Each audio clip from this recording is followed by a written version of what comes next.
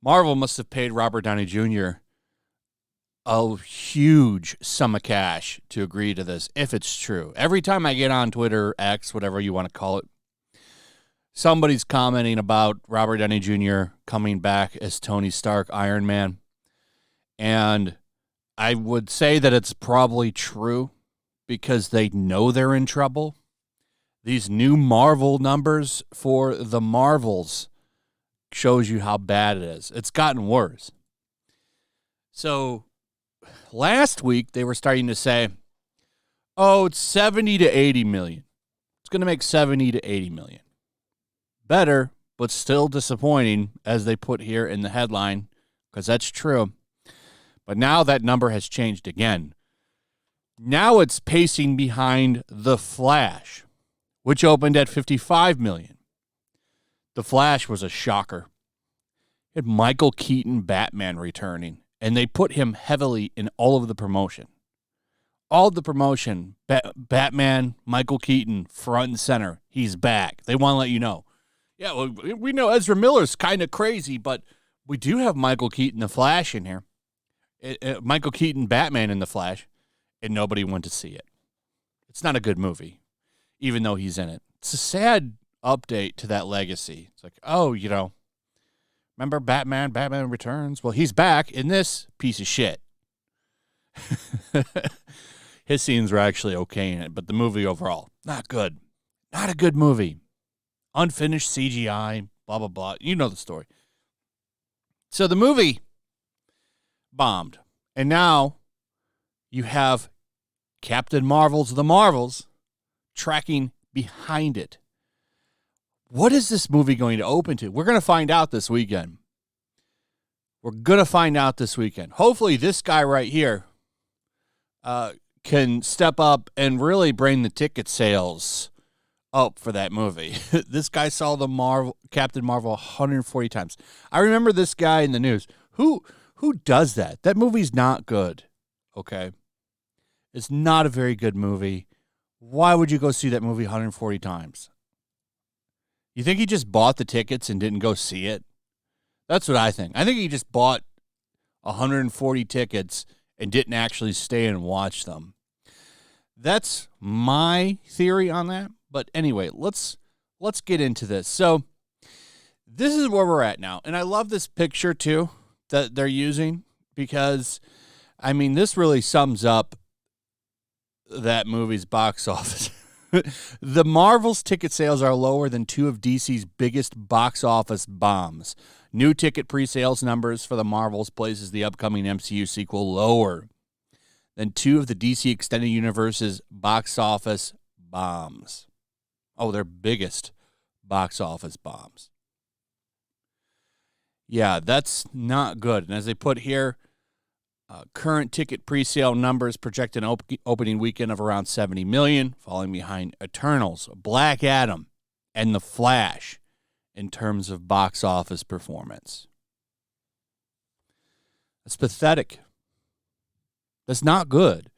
And this is why they're going to shell out $100 million or whatever they're going to pay Robert Downey Jr. to come back. Instead of just writing better movies and promoting characters that people actually want to see. And I'm sorry, it's not Miss Marvel and Captain Marvel. Nobody wants to see them. I would say there's probably a fan base for Monica Rambeau. There could have been a fan base for Miss Marvel, not the one you're thinking of. I'm talking about Captain Marvel when she was called Miss Marvel. Everyone probably would have liked that character. But no, instead they gave us feminist Captain Marvel. Nobody wanted her. And now here we are. You give us a bunch of characters nobody wants. Like, nobody wants Ironheart. Ironheart is a shitty character. I'll never understand why she was pushed up into prominence when we already had War Machine. If you wanted to make a black character that wears Iron Man stuff, you already had that. And it's a character that everybody loves. Everybody loves Rhodey. Everybody loves War Machine. War Machine is awesome. His MCU version, that suit I don't like as much, but the one in the comics is really cool. I like the War Machine in the comic books quite a bit. I love his costume, his Iron Man suit. It's basic. It's got guns all over it. It's cool. One of the cool things to come out of the 90s is War Machine. Anyway, that's my opinion. I love his first appearance, that cover where he like spray paints War Machine over Iron Man. He's got all of his guns out. A cool cover.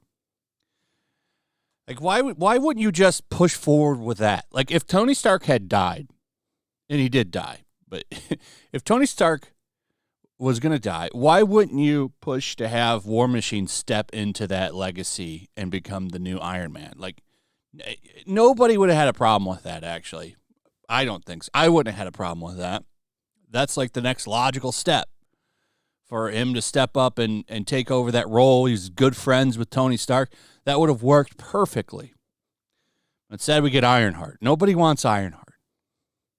This is the problem. And that started in the comics.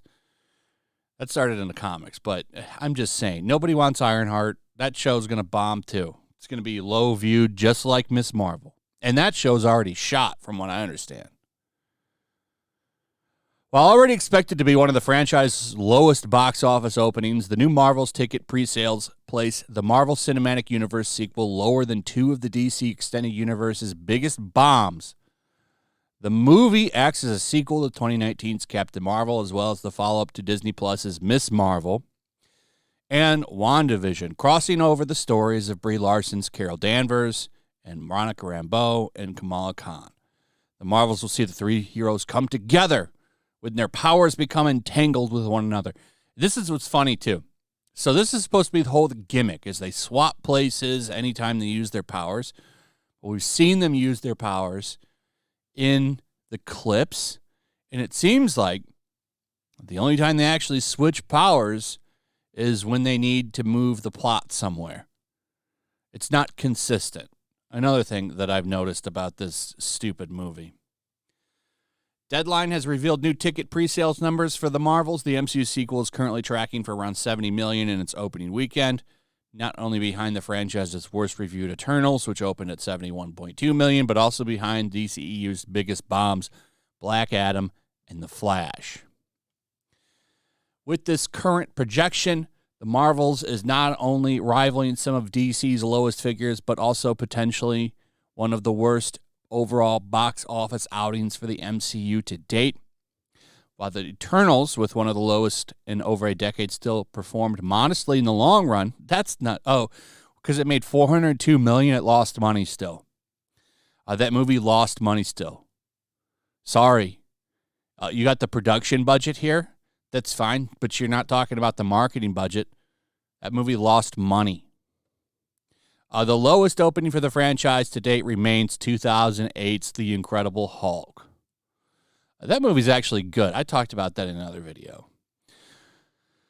The one movie the Captain Marvel sequel will hope to repeat is 2023's Ant-Man and the Wasp, despite already projected to open 72% lower than Paul Rudd's threequel. Between the movie's mixed reception and the sub-franchise already being one of the MCU's lowest-grossing properties, Quantumania ultimately closed out its theatrical run with over $476.1 million. So it lost money. Oh, okay. This movie's probably going to lose money. I'm blown away by this because of how big the first one was. The first one made $1 billion. I mean, that is a fact. So the fact that this one is going to possibly be one of the lowest opening weekends ever for the MCU is pretty damn telling. I'm really curious to see if all of these predictions are true because we don't know. And I've been very skeptical on this since this has been announced. My prediction is that it's going to have a solid opening weekend and then fall off a cliff the second, third, fourth, fifth weekends. But we'll see if this actually comes true and it opens to the lowest for the MCU. Yeah, I don't know what they're gonna do. I don't know how they save it other than just doing a total reboot. But they're talking about not doing that till Secret Invasion. So, we'll see. This is crazy. I can't believe how quick the